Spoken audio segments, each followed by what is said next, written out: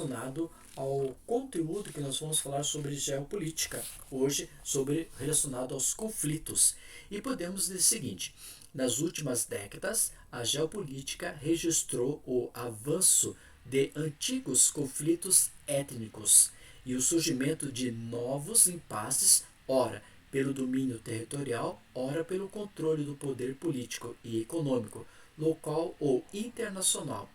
Veremos então agora com vocês o estudo relacionado a essas atividades geopolíticas que ocorrem praticamente no mundo todo, né, pela sua própria estrutura que nós temos no mundo. Bom, aqui você pode observar, né, os conflitos que existem praticamente no mundo todo, né? Aqui são os países que pertencem ao continente europeu, principalmente o leste europeu, e esse conflito que existiu e que existe até o presente momento por questões políticas, ou questões econômicas, ou questões sociais, né? E também nós enfrentamos essa questão no mundo hoje, né? Essa outra geopolítica referente à pandemia que ocorreu lá no final do ano de 2019 e vem se alastrando nesse ano todo até agora, no prezado momento, no dia 22 de outubro de 2020, ainda estamos com essa pandemia e alguns países da Europa que já tinham solucionado o problema, está vindo outra vez, por exemplo, no caso da Itália, no caso da Espanha, né? E ainda o homem está ainda em conflito relacionado à OMS para a vacinação das pessoas, não sabe quem vai ser o primeiro que vão usar essa vacina, mas há um conflito também social relacionado à saúde e à pandemia. E aqui essa figura observando o cara, observando o mapa do mundo, né, o globo, e observando a pandemia que ocorre praticamente nesse espaço mundial que estamos vivenciando. Bom, na página número 19 a 22, vamos conversar com vocês alguns conflitos importantes que ocorreram praticamente no mundo. E aqui você pode observar os conflitos e guerras em andamento. Olha só, entre 2 milhões e 400 mil mortes que ocorreram, por exemplo, na República Democrática do Congo, no continente africano, aqui na Etiópia e Somália, no continente africano, também no Iraque e Síria, no continente asiático, Afeganistão no continente asiático e a Indonésia, vários grupos aqui ocorrendo também uma parte no continente asiático, uma outra parte na região da Oceania. Agora, entre 220 e 120 mil mortes, nós podemos observar, por exemplo, na Colômbia, na América do Sul. Podemos observar também, por exemplo, na Turquia, que é o grupo do Kurdistão. Também nós podemos observar no Paquistão, né? Aqui nessa região da Etiópia, que nós podemos observar na Nigéria, e na Myanmar. E entre 80 a 45 mil mortes, nós temos, por exemplo, na região do México, na América do Norte, fisicamente. Nós temos na Nigéria, na África, na Etiópia, na África e aqui na região do Paquistão, no continente asiático. Essas são, por exemplo, as questões que nós estamos vivenciando no mundo atualmente. São questões voltadas para, por exemplo, quando você fala no México, é questão voltada e social. A população mexicana quer passar para o lado norte-americano através do Rio Grande, então existe um conflito constante em transição do povo mexicano para os Estados Unidos. Quando se fala na Colômbia, é questão geopolítica na sua estrutura de administração política do país. Quando se fala, por exemplo, na Turquia, é o povo Kurdistão, né, os curdos, que querem separar, por exemplo, formar uma nova região, um novo país, e ele está em guerra constantemente com a Turquia, Afeganistão, Iraque, Síria. Eles sempre estão em constante conflito a ter o aumento de um novo país chamado Kurdistão.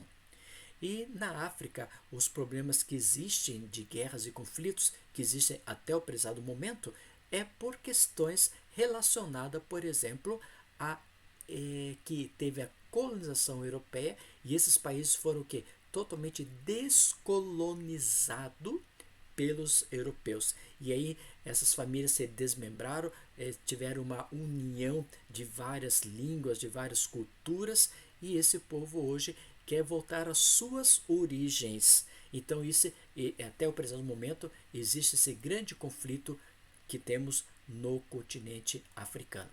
Aqui nós podemos observar nessa foto, olha, por exemplo, os problemas que nós temos atualmente, conforme se pode observar, temos o problema na Síria, né, que é constantemente, temos o problema no Afeganistão, temos o problema da Somália, temos o problema no Iraque, na Nigéria, Israel e Palestina, Iêmen, República Democrática do Congo, aqui se pode observar no continente asiático, aqui no continente asiático, no continente africano, no continente asiático, no continente africano, no continente asiático, no continente asiático e no continente africano.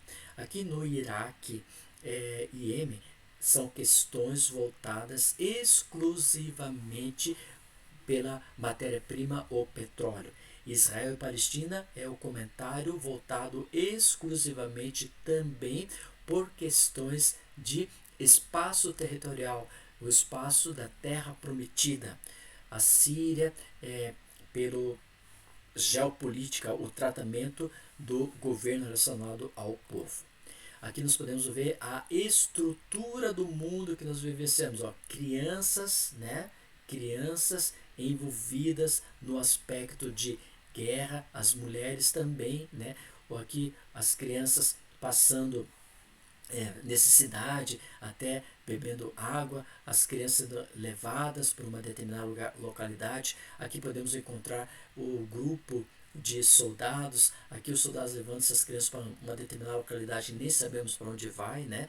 Aqui nós temos também, você pode observar um cidadão sendo cogitado por um soldado e aqui por exemplo, uma criança sendo alimentada nesse conflito que existe nessa região.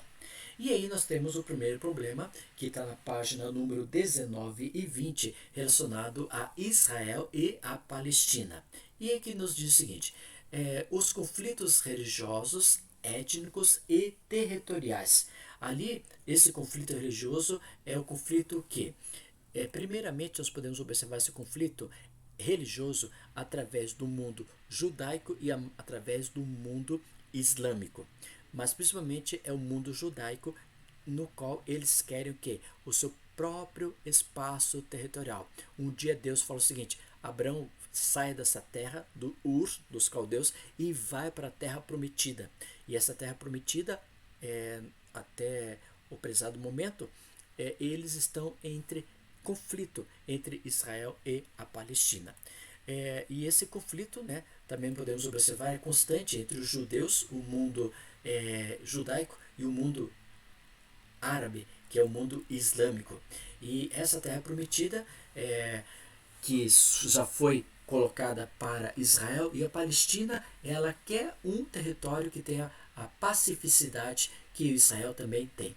E nós vimos com vocês, né, relacionado lá no 9º ano, quando nós estudamos, quando, por exemplo, se fala sobre a diáspora judaica, no qual o diáspora judaica nós podemos colocar que foi a saída de quem? Do povo israelita, né, da sua terra prometida para uma outra terra. E isso foi feito pelo o imperador Adriano em 135 depois de Cristo, e ele mandou esse grupo judaico para uma determinada região onde tinham, por exemplo, os árabes, e ali eles foram expulsos da sua terra prometida. A procura, isso ocorrendo um grande espaço de deformidade relacionado ao povo israelita. Já o sionista, em 1897, o povo volta para a terra prometida. É o retorno dos judeus para essa localidade. Então, em 135 depois de Cristo, os judeus foram abandonados, foram mandados embora da sua terra prometida para terras árabes.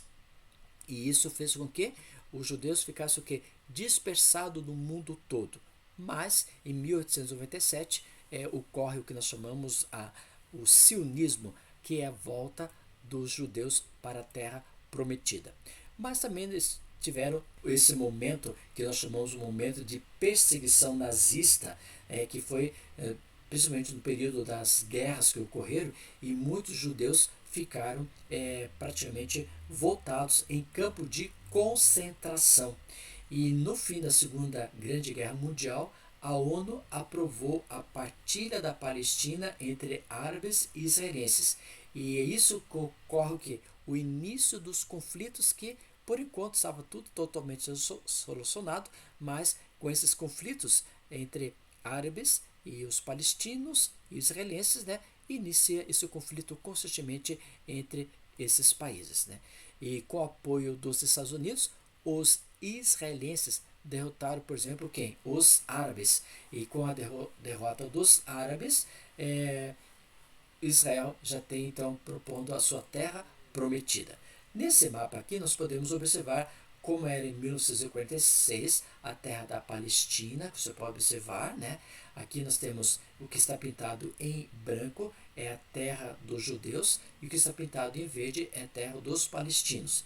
Já em 1947, um ano depois, né, nós tivemos, olha só, o aumento do espaço territorial dos judeus em relação aos palestinos. Em 1949 a 1967, nós tivemos um aumento bem maior comparado aos dois anteriores. Em 2005, nós temos o que? Praticamente essa terra dos israelitas, que foi então aprovado pela própria ONU e pelos Estados Unidos, e alguns pontinhos em verdes, que são regiões que são administradas ainda pelos antigos palestinos, né? E a Palestina, então, quer essa região, os árabes querem essa região para eles, né? Aqui nós podemos observar de 1956 até 2013, um outro mapa que nós podemos observar, o aumento cada vez mais do espaço territorial dos israelitas. Aqui você pode observar nessa foto, né, o povo palestino não aceitando esse comando dos Estados Unidos nessas terras e colocando fogo praticamente nas bandeiras norte-americanas por não aceitar o espaço territorial entre os israelitas, conforme nós vimos no mapa anterior, o aumento. Aqui você pode observar esse muro que foi construído lá em Jerusalém. Esse muro que está construído em Jerusalém, essa parte que você pode observar aqui, que estou passando o mouse, é Israel. E aqui dentro é o que nós chamamos a Palestina. Então você vê, ó, o muro ele vem aqui assim, eu estou passando a seta, ele vai indo por aqui assim, ó, faz aqui, faz a volta por aqui, ó, passando por aqui assim, né? E olha, vai fazendo esse espaço aqui, ó. Então nessa área que estou passando o mouse agora é a área do mundo palestino e aqui é o mundo do Israel, né? Mas ali você vê, por que eu coloquei essa foto, essa gravura? Aqui mostra o seguinte, que entre o povo adolescente e juvenil, por exemplo, você pode ver dois rapazes, né? Aqui você vê o rapaz, por exemplo, o mundo judaico e aqui o mundo palestino, um árabe e um judeu. Mas eles, na própria escola, eles estão o quê? Unidos, conversando, estudando, né? Aprendendo a ser alguém futuramente. Mas quando parece que a ironia do destino, né? Quando chega no ser adulto, eles começam a provocar esses conflitos, essas guerras que nós podemos observar nesse contexto. Já na página 20, nós temos o conflito pérsico, né? Esse conflito pérsico envolvendo alguns países, tais como, quais são os países que vão estar envolvidos nessa estrutura? São países como o Irã, o Iraque e o Kuwait.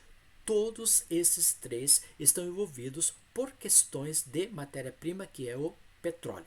E, logicamente, que os Estados Unidos também entrou nesse espaço para trabalhar para que o Kuwait tivesse o seu espaço de matéria-prima relacionado ao petróleo. Então, há um grande conflito nessa região. E vamos ver alguns pontos importantes do Golfo Pérsico, né? Principalmente voltado à matéria-prima, o petróleo, que é o problema que ocorre nessa região. E esses são os três países mais importantes que nós temos: o Iraque, que é em primeiro lugar em posição de petróleo, né? Depois nós temos em segundo lugar o país chamado Irã. O Irã é a segunda maior potência do mundo na exploração do petróleo, e o Kuwait o terceiro. Em agosto de 1990, alegando extração excessiva de petróleo, em contrapartida, prejuízo na economia. Então, o que ele está dizendo é o seguinte: o mundo foi influenciado por essa guerra do Irã, do Iraque e Kuwait. Principalmente o Iraque sendo o primeiro lugar do mundo em exploração e extração de petróleo e enviando petróleo para o mundo todo. O segundo lugar, Irã. Só que o Iraque queria pegar essa porção desse território do Kuwait também para o petróleo. E em agosto de 1990, então teve esse desgaste muito grande no Golfo Pérsico, envolvendo esses três países relacionado à questão econômica, o petróleo. Logicamente que os Estados Unidos foi interferir nessa guerra, né? E os Estados Unidos interferiu e recuperou o território do Kuwait, dando a sua própria independência. Lógico, o Iraque detonou várias regiões do Kuwait, né, através de incêndio, e em janeiro de 1991, os Estados Unidos realizou um ataque aéreo destruindo também algumas áreas do Iraque.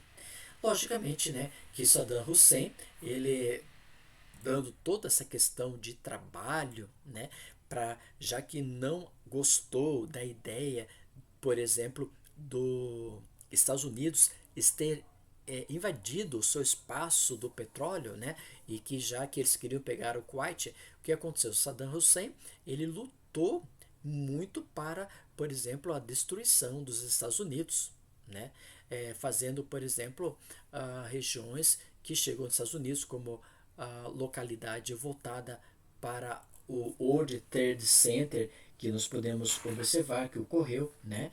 Esse ataque dia 11 de setembro de 2001, né? E isso provocou uma grande destruição praticamente para os norte-americanos, invadindo, por exemplo, derrubando os prédios gêmeos, né, da economia mundial, invadido, por exemplo, o Pentágono norte-americano em Washington e algumas áreas públicas e áreas sociais. Mas, logicamente, em 2006, os Estados Unidos conseguiu detonar e alcançou Saddam Hussein, e Saddam Hussein foi preso, julgado e enforcado. E com isso nós podemos observar nesse mapa, aqui nós temos a porção do Iraque, aqui nós temos a porção do Irã e nós temos a porção do Kuwait. E nós podemos observar, no caso então, que o Irã, ele é o segundo maior produtor explorador de petróleo do mundo. O primeiro lugar é o Iraque e a outra parte o Kuwait. Só esse pedacinho que nós podemos observar, essa parte que o Iraque queria pegar, esse pedacinho aqui, né? Só esse pedaço. Mas os Estados Unidos lutou e aí, como consequência disso, hoje nós temos três países grandes produtores de petróleo do mundo: o Iraque, o Irã e o Kuwait, né? Aqui você pode observar as figuras voltadas para esse manejo de guerra entre os países árabes, como Irã e Kuwait, e o povo norte-americano. E algumas explosões que ocorreram, né, praticando esse final dessa guerra. Bom, aí nós temos um outro grupo, né, chamado de Kurdistão. O que eles estão fazendo, o que está ocorrendo nessa região, que vamos ver com vocês lá na página número 20. Então, o Kurdistão, eles são um grupo de formação que eles querem, por exemplo, invadir algumas regiões do mundo, como Iraque, Turquia e Síria. Por que querem invadir esse espaço? Porque no Iraque tem grande quantidade de petróleo. Na Turquia e na Síria são regiões que temos, por exemplo, muita matéria-prima, que é a água. Então, esses elementos fazem com que o Kurdistão quer uma região que seja rica economicamente e rica também fisicamente. Então nós temos quase 12 milhões de curdos à procura, por exemplo, de uma nova região, formar um novo país. Em 1960, teve uma criação de um território autônomo. Este território autônomo, por exemplo, para que tivesse o Kurdistão um local de espaço para sua própria vivência. Isso em 60, mas até o presente momento eles não têm um espaço territorial formado para eles. Aí eles lutam com o espaço que nós chamamos de PKK. Esse PKK é um grupo que nós temos lá no Kurdistão, que eles são voltados exclusivamente para quê? É um povo que luta para a sua própria hegemonia, para formar o quê? O seu espaço separatista, né? E esse PKK, eles lutam muito para que eles consigam formar um grupo exclusivamente deles. E esse PKK nós chamamos Partido dos Trabalhadores do Kurdistão, PKK. E esse partido tornou-se um grupo terrorista, pois pratica atentados nas maiores cidades da Turquia, procurando chamar a atenção do governo turco e do mundo para que eles possam ter, por exemplo, o seu espaço territorial. Então a luta é muito forte. E lá na Turquia, infelizmente, eles estão lá com esse grupo do PKK, né, do Grupo dos Trabalhadores do Kurdistão, para invadir e pegar essa região que foi citada como a parte do Iraque e a parte da Turquia e da Síria. E esse conflito levou muita gente a morrer, né? Aqui você pode observar nesse mapa que aqui nós temos a Turquia, nós temos aqui a Armênia, temos a Síria, temos o Iraque e Irã. Então o Kurdistão ele foi pegando uma determinadas áreas e nessas áreas eles estão voltados principalmente para a matéria-prima. Como já foi citada a matéria-prima, o petróleo e água. Então eles estão pegando um pedacinho de cada espaço territorial, por exemplo, lá conforme mostrando no mapa para vocês, conforme, por exemplo, a Turquia, né, a Síria e o Iraque, e nesse espaço então eles querem formar o grupo do país chamado Kurdistão. E aqui você pode observar a luta que eles estão fazendo grandemente para que tenha seu espaço de separação desses países, formando um novo grupo de país. Já no Oriente Médio e no Norte da África, na página número 20 da sua apostila, nós podemos observar o seguinte, que nós tivemos a Primavera Árabe. E essa Primavera Árabe que ocorreu principalmente começando no continente africano, na parte norte, e foi indo até chegar à parte asiática. E esse conflito é o que? Tirar os ditadores militares do poder social, administrativo, econômico e político do país e pudesse ter o povo liberdade de expressão. E através da Primavera Árabe que foi surgindo o que nós conhecemos como esse conflito. E a população cobrou mudança no sistema autoritário e corruptos, porque tinha muitos que estavam no espaço governamental, só que era o quê? Além de ser autoritários, eles eram o quê? Corruptos. E toda a matéria-prima, tais como petróleo e água, vinha o líquido, né? A economia originada desses dois processos, iriam para o bolso desses administradores autoritários. Mas nós podemos observar que alguns países começam a adentrar nesse conflito, tais como a partir de dezembro de 2010, como a Tunísia, Líbia, Egito, Argélia, Iêmen, Marrocos, Bahrein, Síria, Jordânia e Omã. Todos os países que eu citei aqui são países que estavam envolvidos nas questões de autoritarismo, né, de corrupção do governo, e o povo não tendo liberdade de expressão nem para estudar, nem para ter sua profissão, nem para o seu próprio trabalho, né?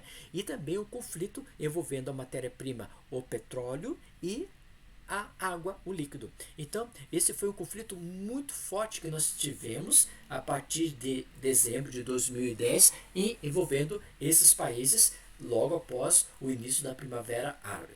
Logicamente que alguns lugares esse poder foi derrubado, né? Alguns países aceitaram que eles estavam vivendo no sistema autoritário e teve a introdução da democracia em algumas áreas desses países.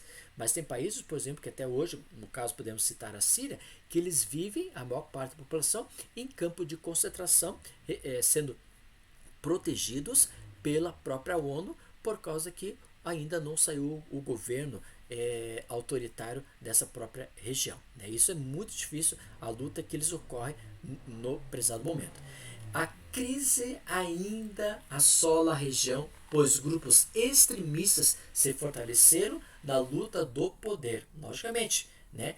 E a Síria, principalmente a Síria, ele está tendo esse grupo que nós chamamos o Estado Califado, né? E o que seria esse Estado Califado, né? O Estado Califado é um sistema do governo islâmico que surgiu após a morte de Maomé. E alguns afirmam que existiu até o início do século XX. E esse Estado Califado, eles pegaram praticamente todo o norte do continente africano, pegaram regiões lá da Turquia, regiões asiáticas e formando um estado chamado Islâmico Xiita. Então esse é um grupo muito forte, muito poderoso que nós temos nessa região. E isso forma o que a Síria até hoje ela não tem essa liberdade, muitos sírios estão vivendo em campos de concentração. Aqui se pode observar nesse mapa tais como, olha, governo derrubado na Tunísia, a Líbia, Egito e Iêmen, que eram países autoritários, no caso do próprio governo administrativo, eles já conseguiram terminar com esse espaço político, dando uma formação de administração de liberdade para o povo. Aqui, desordem civil sustentada em mudanças governamentais, como por exemplo ocorreu, nós podemos observar isso aqui no mapa, aqui mais ou menos aqui na Tunísia, que vai ter esse espaço aqui. Depois protestos e mudanças governamentais como Marrocos, Jordânia, Kuwait, Oman, né? Muitos protestos, por exemplo, na Argélia e no Iraque, protestos menores como Sáhara Ocidental, Mauritânia e Sudão e Arábia Saudita, e protestos fora do mundo árabe, que são alguns outros países, como países do norte do continente africano. E aqui você pode observar esse grupo de formadores, né? Por exemplo, aí você pode observar na Tunísia, né? Lá em dezembro de 2010, na Síria, né? Bashar al-Assad, Iêmen, Egito, Líbia e Bahrein são os lugares onde tinha seu governo bem autoritário. E esse autoritarismo fez com que o povo tivesse protestos para que tivesse o que? Liberdade de expressão no mundo que nós chamamos a Primavera Árabe, envolvendo o norte do continente africano, a Península Arábica. Né? E aqui você pode observar também outra foto, né? Por exemplo, as pessoas que foram à procura deposto aqui da Tunísia, do Egito e da Líbia. E alguns outros ainda estão no poder, né? 11 anos no poder, 12 anos, 12 anos e assim por diante. Tudo por causa da questão econômico-política. E aqui, então, a luta, né, do povo para que tenha essa liberdade. Então, eles começam a colocar no Facebook, isso espalhou para o mundo todo, a vivência, como eles estavam vivenciando a estrutura dos conflitos na Primavera Árabe. Esse rapaz aqui que você pode observar, esse rapaz é chamado Tarek al-Taib Mohammed Ibn Bouazizi, né? Ele nasceu no dia 29 de março de 1984 e 4 de janeiro de 2011 ele vem a ser falecido. O nome mais conhecido como Mohamed. Era um vendedor de rua tunísio cuja autoimolação no dia 17 de dezembro de 2010 foi o estupim do protestos na Tunísia, que levaram então o presidente Ben Ali a renunciar depois de 23 anos no poder, né? E aí nós podemos observar, podemos observar nessa questão que Mohamed, né, ele gostaria de ter liberdade para o país, mas ele não tinha um espaço, por exemplo, voltado para a questão de liberdade de profissão. E aí Mohamed perdeu seu pai quando tinha 3 anos de idade, trabalhava na rua depois do colégio, ele estudou para ser engenheiro, mas não conseguiu emprego formal e começou a vender frutas e legumes. Né, ganhava $75 mensais e na sexta-feira de 17 de dezembro de 2010 ele colocou fogo em si mesmo e morreu depois de 18 dias. Né? E você viu 5 mil pessoas participaram da procissão funerária. Colocando, então, por exemplo, olha só, aqui ele, né, depois colocando fogo no seu corpo, a sua própria estrutura. E ele praticamente quase foi queimado, o corpo vivo todo, mas não resistiu e veio a falecer e 5 mil pessoas estiveram no seu enterro. Né? E aí o cara do questão da Turquia e no Egito. Você pode observar nessas atividades que foi mostrada, nessas fotos um pouco pesadas, né, mas a realidade, o mundo que eles, através do Primavera Árabe, não tinham liberdade de expressão, não tinham democracia e muitos deles levaram até a morte para alcançar seus objetivos no seu país de origem. Aqui na África subsaariana, na página número 20 do seu livro, nós podemos observar algumas questões tais como esses países estão localizados em que região? Ao sul do deserto Saara. Eles politicamente foram divididos e colonizados pelo mundo europeu e com isso as consequências da colonização europeia provocou pobreza, instabilidade política, epidemias, fomes e baixíssimo nível escolar. E conflitos rivais entre eles, né, nos próprios grupos, conflitos rivais provocados pelos golpes militares e os países que estão envolvidos muito forte nessa questão dos conflitos na África subsaariana, nós podemos colocar a Quênia, né? E a fome e a miséria, isso vai aumentando cada vez mais e formando então grupos de refugiados, principalmente por questões de conflito que existe na África subsaariana. Né? E aqui você pode observar, esse é um dos territórios de conflito, de campo de concentração também que é protegido pela ONU para o povo da Quênia. Então você pode observar o contexto que a África também vive. O contexto da África que vive é pelo fato de que os europeus conquistaram essa região e não deu liberdade para o povo. E hoje o povo da Quênia, ele quer voltar a essa liberdade que tinha antes de ser colonizado pelos mundo europeu.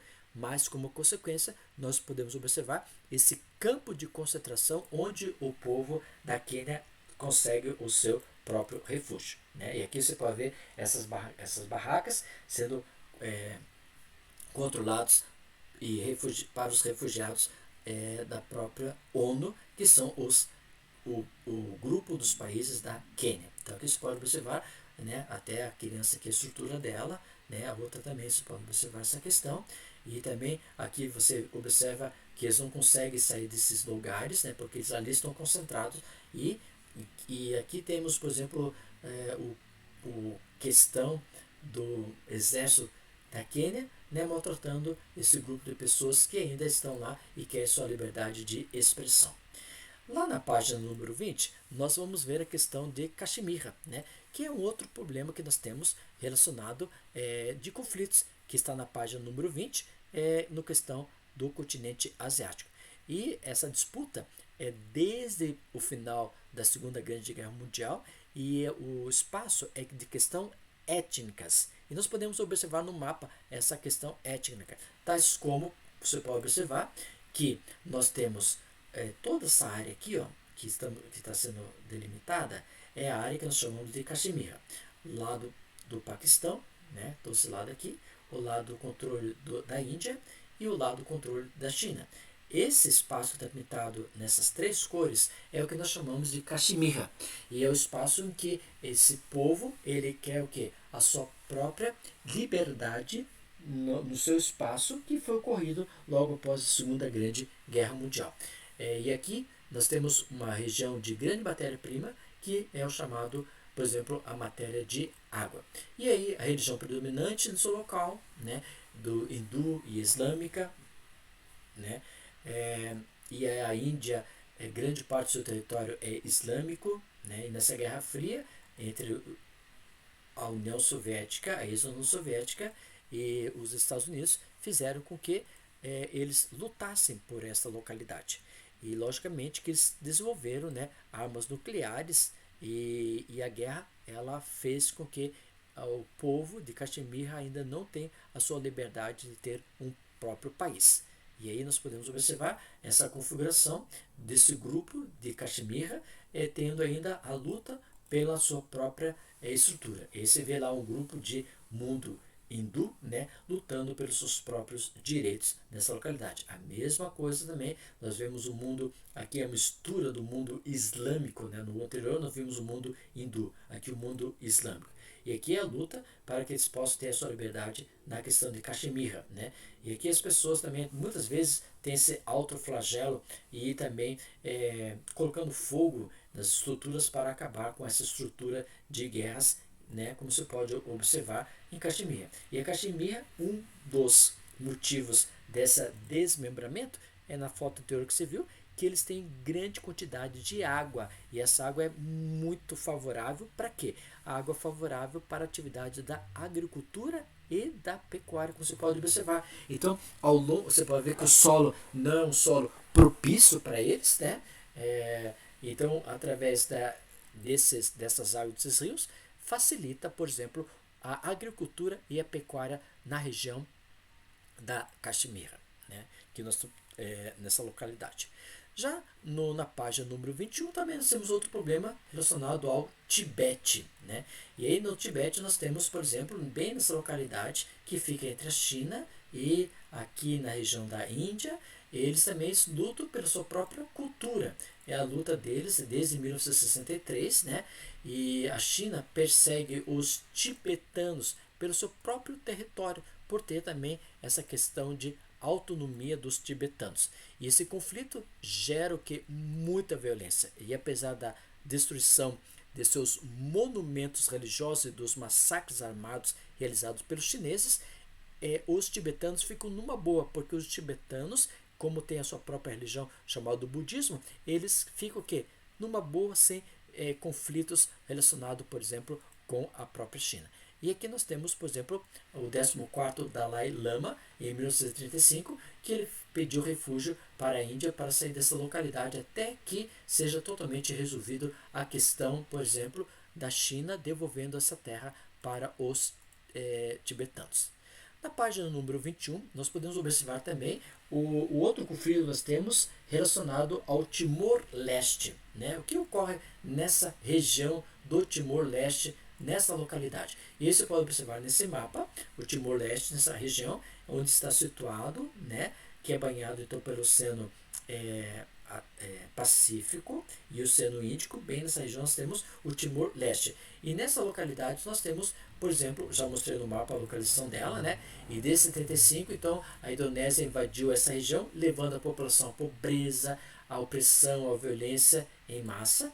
E em 2012, a independência, né? Portugal desmembrando isso. E hoje o país é extremamente pobre, tem muito petróleo, mas só que há uma má distribuição do petróleo para a população, e como consequência disso nós vamos ter essa confusão, esse problema que temos no país do Timor-Leste. Nós podemos observar também lá no continente europeu relacionado ao país basco, né? Devido a algumas questões, aqui você vê bem aqui ao norte, meio pintado vermelho, nós temos esse país chamado Basco dentro da própria Espanha, que quer a sua própria liberdade. São questões culturais, né? São questões de língua, e quais são os países que querem o desmembramento da própria Espanha, formando um novo país, como por exemplo o Basco, Catalunha e Galícia. E o ETA, né, logicamente, essa configuração da luta para a procura, por exemplo, de uma formação de uma região independente da Espanha, né? Como o Reino Unido, já comentei na aula anterior com vocês sobre o desmembramento do mesmo, né? Que o Reino Unido é formado pela Inglaterra, a Grã-Bretanha e o Reino Unido, essa composição que você pode observar nesse mapa aqui. Aí a Inglaterra é monarquia, o País de Gales é uma monarquia, a Escócia é essa luta de matéria-prima do petróleo imposto pelo Reino Unido, né? E a Irlanda do Norte por questão do próprio catolicismo e versus anglicano. E, logicamente, a saída do Reino Unido do continente europeu na parte econômica que nós comentamos na aula passada com vocês. Na página número 21, ainda nós temos um outro espaço de envolvimento que é a antiga ex-Iugoslávia. E aí nós podemos observar que a Iugoslávia foi unificada após a Primeira Guerra Mundial, formando um complexo religioso de muçulmanos, católicos, romanos e ortodoxos. Teve essas etnias citadas como inimigas, e aí tivemos um grupo chamado socialista, liderado por Tito, né? E em 1980 Tito morreu, e em 1991 iniciou-se a nova globalização, e essa questão então teve o que? O desmembramento dos países que pertenciam à Iugoslávia, que nós podemos observar a antiga ex-Iugoslávia, a região do Cáucaso, né? Que é outro fator que ocorre nessa região, que temos a questão também de luta entre eles. E essa luta entre eles, nós podemos observar que a região do Cáucaso é uma região dominada pela antiga região da Rússia, né? E a partir de 1990, então eles começam a formar uma independência por causa de questões também de atividade econômica ou petróleo. E aí nós podemos observar essa questão de luta entre eles devido ao processo de petróleo. E essa luta ele envolve os países, por exemplo, com a parceria, né, que se teve a bandeira dos Estados Unidos, um sistema capitalista, né, e os destroços, por exemplo, deixado pela guerra, que não tendo mais apoio da União Soviética e sim apoio dos norte-americanos. Já na página número 21, nós temos, por exemplo, relacionado à questão da Crimeia. O que ocorre na Crimeia nesse processo todo?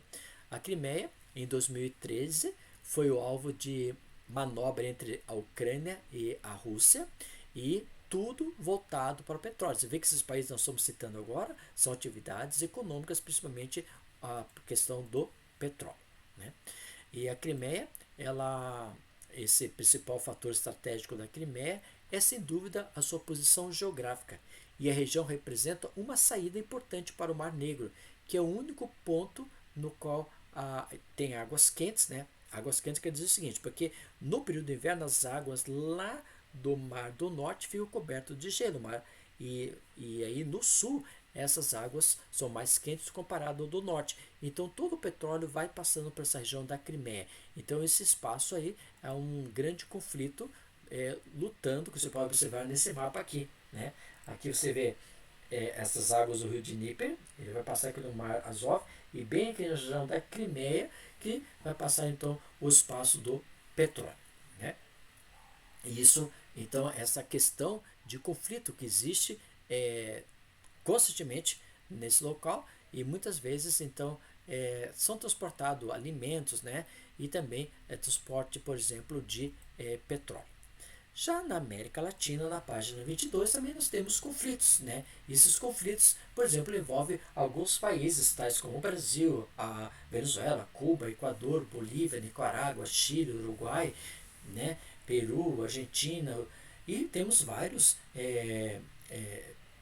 conflitos existentes entre eles, né? E principalmente um deles é relacionado à Venezuela, que tem conflito a Venezuela com os Estados Unidos, com Nicarágua, Equador, Argentina, Brasil e assim por diante.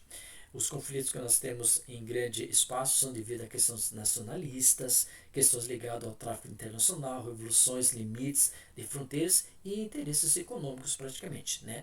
E na América Latina vão ter o conflito no Chile e Peru por questões territoriais, a Colômbia por questões ideológicas, e esses conflitos vão gerar criminalidade e também o espaço do comando de administração, que nós podemos observar aqui, o antigo e o atual que quer entrar no espaço governamental. No Brasil nós colocamos o Sul, meu país, né? Esses outros movimentos que nós temos aqui são movimentos totalmente voltados para a questão de espaço de separatismo no Brasil, né? Tem um movimento aqui também no Brasil, em algumas regiões especificamente, né? A mesma coisa, essa estrutura de separação. Nesse assunto, geopolítica ambiental, foi o assunto que nós já vimos na aula anterior, que nós conversamos sobre a questão de geopolítica ambiental, que é voltada exclusivamente para a questão que o mundo ainda não está envolvida praticamente no meio ambiente, que são questões, por exemplo, do Tratado do Antártico e o Protocolo do Quioto, né? E aí, em linhas gerais, nós tivemos assim um deslumbre sintetizado do que ocorre praticamente no mundo em questões de conflitos, né? Eu sei que a aula foi bem extensa hoje, né? Mas eu quero agradecer pela sua cooperação, pelo seu apoio e que você possa curtir esses vídeos que nós estamos fazendo para você. Que Deus possa abençoar você e você possa ter a paz que vem do Senhor Jesus Cristo. Vamos finalizar a aula com uma oração. Obrigado a Deus pelas bênçãos concedidas a cada aluno do terceiro ano. Eu sei que a aula foi extensa, muita coisa de conflitos, mas que o Senhor possa colocar no nosso coração a paz que vem de Ti. Fica com cada aluno, abençoa e também os seus familiares. Que as suas bênçãos possam ser constantes na vida deles. Muito obrigado por tudo. Em teu nome te pedimos, em Jesus Cristo, nosso Salvador. Amém. Turma, muito obrigado. Que Deus possa abençoar. E obrigado pelo carinho que vocês têm constantemente demonstrado através dos vídeos que são curtidos e pelas mensagens que estão enviando via e-mail. Que Deus possa abençoar vocês. E obrigado por tudo. Até o próximo encontro. Tchau, tchau.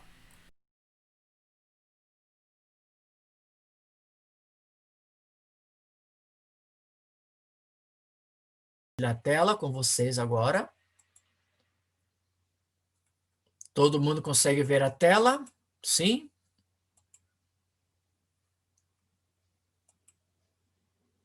Todos estão conseguindo ver a tela? Deixa eu ver quem que eu vou perguntar aqui que está com a câmera aberta. Não tem ninguém com a câmera aberta. Rafaela Marques está falando a mãozinha que está vendo os slides. Muito bem, obrigado, Rafaela Marques. Então já está ok. Então vamos lá.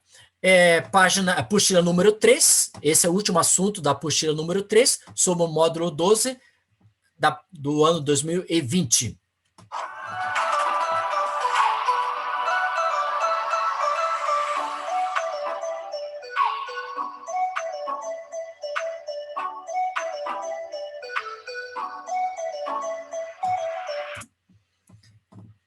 Semana do dia 19 a 22 de outubro de 2020, estamos já praticamente já na penúltima semana de outubro e logo já estamos finalizando o mês de outubro.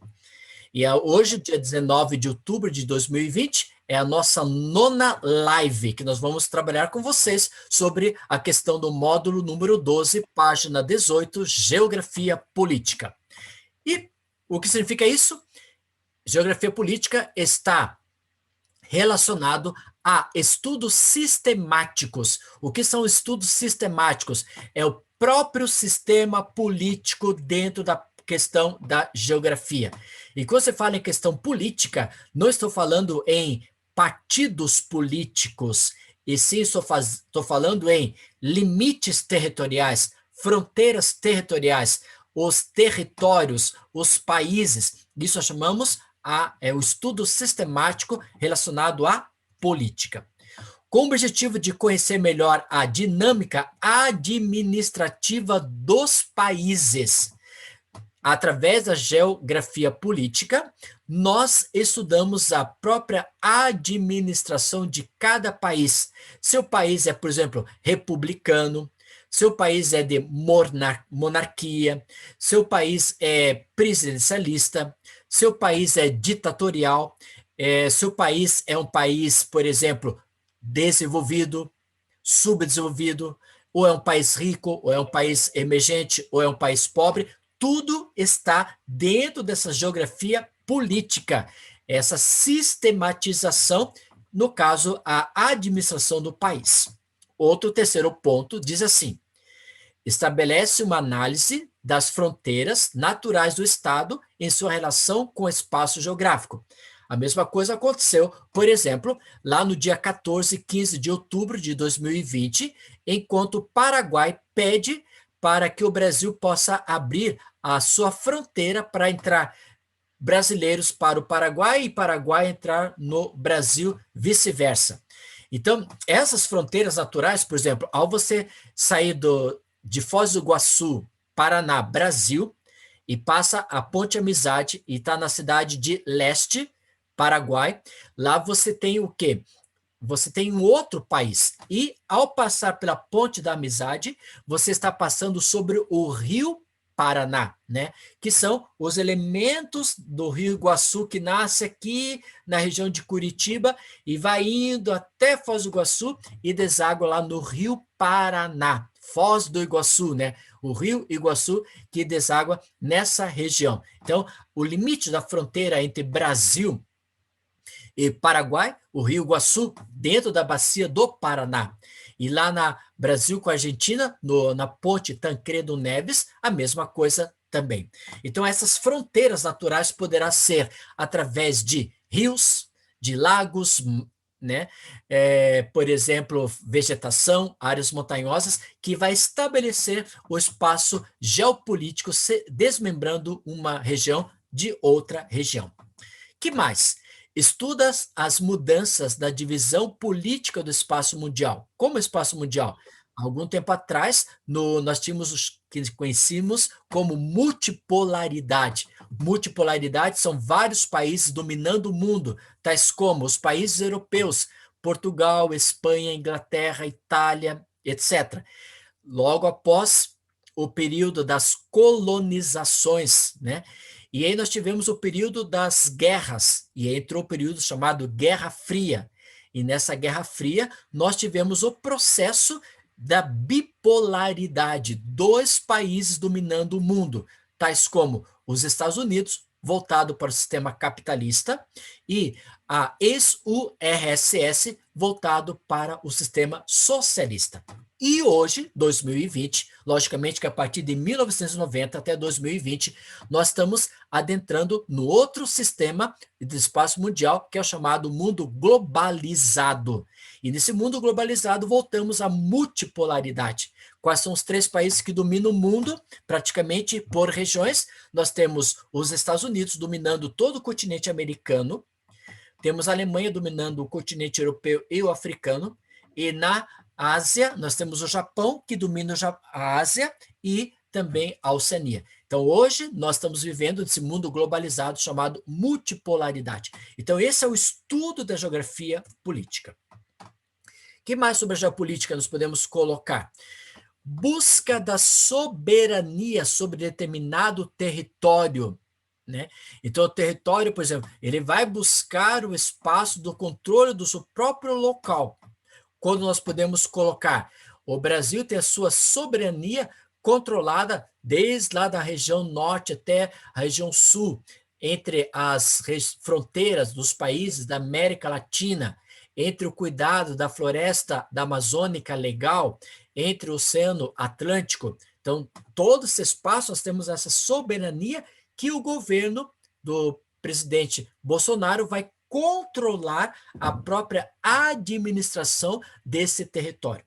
E nessa figura que se pode observar, ali nos mostra, por exemplo, a China, né? Mostra, por exemplo, o petróleo, mostra, por exemplo, o carnaval, mostra a configuração entre os brancos e os negros, a Torre Eiffel de Liberdade, e assim, e o grande Adam Smith na proclamação do dólar mundial. Um outro ponto sobre geopolítica nós podemos colocar sobre rivalidade ou conflito pelo poder entre dois ou mais grupos, que nós temos, por exemplo, no mundo atual. No mundo atual nós temos esse conflito. Por exemplo, os países que pertencem à Península Arábica, principalmente a Síria. né, por questões de sistema administrativo autoritário, ou, por exemplo, nós podemos colocar pela matéria-prima o petróleo. O outro país nós podemos colocar na Ásia, que tem enfrentando muito problema, em outros países como o Kurdistão. Kurdistão ainda não é um país, mas ele está situado, por exemplo, em um pedaço da Turquia, um pedaço da Síria, um pedaço do Irã, e ele quer, o Kurdistão, formar uma região soberana. E isso vai tendo o quê? Essas rivalidades entre mais outros grupos, né? Dentro da Ásia, nós temos o Tibete, temos o Caxemira, né? Timor-Leste, são problemas que ocorrem constantemente, por exemplo, no continente asiático, né? Já na Europa, nós podemos observar, por exemplo, a questão da ex-Iugoslávia, questão da Basca, da nação basca, do Cáucaso, da Crimeia, né? Da Caxemira, que já foi falado, do continente asiático, e África subsaariana, da própria África. Isso tudo são o que gera nessa atual conjuntura do mundo globalizado, dentro dessa geopolítica, rivalidades e conflitos entre os grupos. A geopolítica também ela analisa os conflitos mundiais e regionais. O conflito mundial e regional que nós estamos enfrentando no momento não é um conflito de guerra, nem conflito de armamentos bélicos ou o conflito econômico, e sim o conflito que nós estamos vivendo, que foi criado, gerado, né, que surgiu lá na China e foi para toda a Europa, da Europa chegou na América, essa pandemia do coronavírus 19, né? Esse é um conflito muito forte em que os países estão analisando a estrutura, quantas pessoas vieram a óbito nesses países que enfrentaram esse problema. Então, estão encontrando soluções para os mesmos, e isso é estudado pela própria geopolítica. Impasses territoriais e étnicos entre os estados. Por exemplo, o país da Espanha, na Europa. Lá eu tenho 3 grupos que querem fazer o quê? Separar-se da Espanha e formar um novo território, como é o caso a nação basca, né, Catalunha e Galícia. São 3 regiões que nós temos forte economicamente dentro da Espanha, que eles querem desmembrar-se da Espanha e formar novos estados, novos espaços territoriais. E a geopolítica também estuda esse contexto. Choque de interesses políticos e econômicos globalizados. Há um choque, porque um quer administrar de forma democrática, outro de forma republicana, outro de forma monárquica. E a questão econômica também, esse choque de interesse econômico, ele é muito voltado na bolsa de valores, que vai gerar toda essa estrutura econômica no mundo, atrelado à moeda, o dólar. E faz parte do contexto geopolítico esse próprio estudo. Intervenções bélicas e diplomáticas, né? Essa questão diplomática, o Brasil tem relações diplomáticas praticamente com todos os países que fazem parte da ONU. São mais de 192 países que fazem contextos, que fazem parte dessa estrutura da ONU. Logicamente, a Coreia do Norte, o Brasil não tem relação diplomática, porque a Coreia do Norte não faz parte do contexto da ONU, e aí o Brasil também não tem relação econômica e diplomática com a Coreia do Norte e alguns outros países que pertencem ao continente asiático, né? Então, toda essa intervenção bélica e diplomática nós temos no contexto geopolítico. Acordos multilaterais de organizações mundiais. Esses acordos multilaterais são, por exemplo, acordos que fazem, por exemplo, entre países ricos, que é o G7 ou o G8, né, que nós temos, ou, por exemplo, o G21, que são países ricos e mais os países emergentes. O acordo multilateral, por exemplo, colocando os BRICS, né, Brasil, Rússia, Índia, China e África do Sul, são acordos multilaterais dentro desse contexto geopolítico. Essa foi a parte introdução que nós temos na página número 18 da sua apostila. Já na página número 19, nós podemos observar uma outra configuração que nos diz sobre a Guerra Fria. E essa Guerra Fria, por exemplo, ela compreende o período entre o final da Segunda Grande Guerra Mundial, em 1945, e a extinção da União Soviética em 1991. Nesse período, nós tivemos bem forte a estrutura da Guerra Fria. Ou você era liderado pelos norte-americanos, pelo mundo capitalista, ou você era liderado pela ex-URSS, voltado para o sistema socialista. E nesse período, né, que é da Guerra Fria, nós vamos ter o período que nós conhecemos como período bipolar, o domínio de duas grandes nações, os Estados Unidos e a ex-União das Repúblicas Soviéticas Socialista, e também o sistema socioeconômico, o mundo capitalista e o mundo socialista. Esse conflito leste-oeste, do lado leste, nós temos o lado do mundo capitalista, da liberdade de expressão. Já do lado oeste, do mundo socialista, no qual não há liberdade de expressão, só que não tinha divisão de classes sociais. E o socialismo pregava conforme a sua doutrina de Karl Marx e Friedrich Engels, ele pregava que toda a sociedade trabalharia para o Estado iria proporcionar ao povo condições de saúde, quando falo saúde, hospitais, clínica, áreas médicas, remédios, etc. Habitação, transporte, educação, lazer, né? Eram 5 itens muito importantes para os dois sistemas, como alimentação, saúde, educação, transporte e a própria moradia. E aí você trabalhava o mês todo para o sistema socialista, através de planos quinquenais, e dali vinha o salário do próprio trabalhador. Já para o sistema chamado capitalista, sistema capitalista, você pode observar aqui, já é o quê? A população trabalha durante um período, um determinado mês, por exemplo, e ele vai receber do Estado um salário.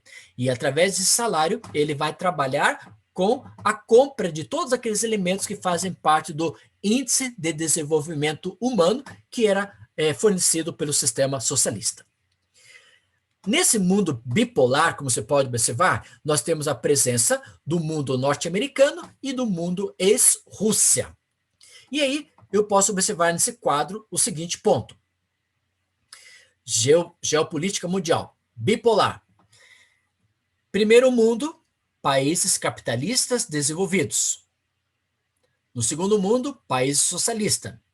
E terceiro mundo, países capitalistas subdesenvolvidos. Aqui eu posso colocar bipolar. Quem é que é o bipolar? Coloco os Estados Unidos da América e a ex-União das Repúblicas Soviéticas Socialista. Primeiro mundo, eu coloco quem? Os países como Estados Unidos, Canadá. A maior parte dos países europeus eram do primeiro mundo, chamado países capitalistas desenvolvidos, no período da Guerra Fria, no mundo bipolar. Já no mundo bipolar, nesse período da Guerra Fria, nós tivemos o segundo mundo, que é chamado países socialista. Para o continente americano, eu tinha, por exemplo, Cuba. Eu tinha vários países que faziam parte do continente africano. E grande parte dos países asiáticos e do leste europeus que eram formados pelo mundo bipolar. E o terceiro mundo, nesse contexto, países capitalistas subdesenvolvidos, como exemplo, Brasil, mas com a derrubada do Muro de Berlim, com a entrada do mundo chamado globalizado a partir de 1990, o mundo entra no que nós chamamos de multipolariedade, sendo dominado pelos Estados Unidos, pela Alemanha e pelo Japão. E divide os países que eram chamados países capitalistas desenvolvidos, é conhecido hoje como países do hemisfério norte, países ricos. Lembre que esse espaço aqui, de países norte e países do sul, é aquela configuração que nós pegamos a linha do Equador econômica. Colocamos todos os países do hemisfério norte como países ricos, colocando aqui Austrália, Nova Zelândia, por exemplo. Países do sul, do hemisfério sul, todos são países pobres. Agora, dentro desses países do sul, países pobres, nós também temos países que são médio economicamente, que é chamado de países emergentes, como é o caso na América. Eu tenho o México, eu tenho o Brasil, né? Eu tenho o Chile, a Argentina, que são países emergentes. No continente africano, eu vou ter, por exemplo, a África do Sul. Na Ásia, eu vou ter a Índia, a China. Então, na Europa, eu tenho a Turquia, por exemplo. São países emergentes, que eles não são nem ricos nem pobres. Eles estão na emergência do crescimento mundial. E isso logo após a derrubada do Muro de Berlim. Então, esse mundo multipolar que nós temos hoje, que é adentrar no mundo chamado globalizado, é o mundo sendo dominado pelo sistema globalizado. E dentro do sistema globalizado, nós temos essa estrutura da dominação dos norte-americanos, da Alemanha e do Japão. Mas também surge nesse período que nós conhecemos a interdependência desigual. O que significa isso, essa interdependência desigual? Então, nós temos, por exemplo, aquela sigla, lembra dessa sigla, que é chamado Divisão Internacional do Trabalho. E hoje nós temos o quê? O NDIT, Nova Divisão Internacional do Trabalho. E aí nós podemos observar países desenvolvidos, que se pode observar aqui, temos a presença de automóveis, né, produtos industrializados, produtos da informatização, a bolsa de valores, né, e a telecomunicação. Olhando essa figura aqui do lado, nós vamos ver países subdesenvolvidos industrializados. A regência a procura de dinheiro mais forte, a exploração da matéria-prima, a exploração através de indústrias, produtos da agricultura, da pecuária e o próprio comércio. Então, os países subdesenvolvidos e industrializados, no mundo chamado globalizado, nós enviamos para os países desenvolvidos o quê? Produtos primários, tais como laranja, café, trigo, soja. O Brasil enviando para os Estados Unidos ou para um país desenvolvido. Temos os produtos industrializados e gera capitais, juros, royalties e lucros enviados daqui para os países desenvolvidos. Agora, dos desenvolvidos enviado para os países, como o caso do Brasil, Estados Unidos para o Brasil, temos produtos industrializados, em geral de tecnologia, né? Tecnologia aqui, ó, superior, capitais, empréstimos, investimentos produtivos, especulativos e de alta tecnologia. Por isso que o mundo hoje, atualmente, que vivemos um mundo globalizado, os países desenvolvidos, países ricos, países do hemisfério norte, sempre estão o quê? Explorando os países subdesenvolvidos industrializados, que é o chamado países emergentes, que eu já citei, os BRICS, né? Eu citei também o México, o Chile, a Turquia, que fazem parte dessa estrutura econômica no mundo que nós vivemos hoje, o mundo globalizado, né? Sobre a Guerra Fria, nós temos que em 1917 a substituição do sistema de governo cesarista para o socialismo. Estou fazendo uma síntese do próprio processo. Em 1922, a URSS foi formada de 15 nações. E aí, no final da Segunda Grande Guerra Mundial, os polos políticos começaram a desenvolver-se, sair da bipolaridade para a multipolaridade. E aí se envolve-se nesse mundo o contexto econômico, países ricos, países pobres, países emergentes, enfrentando a estrutura política, a questão social e cultural. Nesse período, com essa substituição do mundo chamado socialista para o mundo globalizado, muitos acontecimentos, conflitos, guerras existiram. Entre elas, a Guerra das Coreias. E aí ficou a Coreia do Norte, do mundo chamado ditatorial, e a Coreia do Sul, o mundo voltado para o mundo globalizado. Também tivemos a Guerra do Vietnã, né? E que algumas regiões dessa região do Vietnã tiveram conflito entre os Estados Unidos e com o sistema socialista, e ainda algumas regiões ainda estão no processo do sistema socialista. A crise de Cuba, que Cuba era auxiliado no período da Guerra Fria, por quem? pela Rússia. Ao acabar o processo da Rússia, Cuba se torna-se sozinha independente e ela se torna hoje um socialismo castrista, né? Por causa da família de Fidel Castro, por isso é chamado de castrista.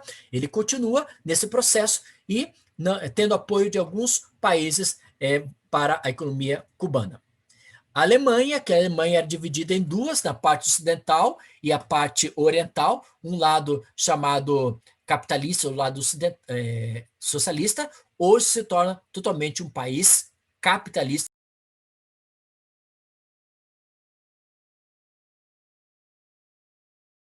do mundo globalizado, ok?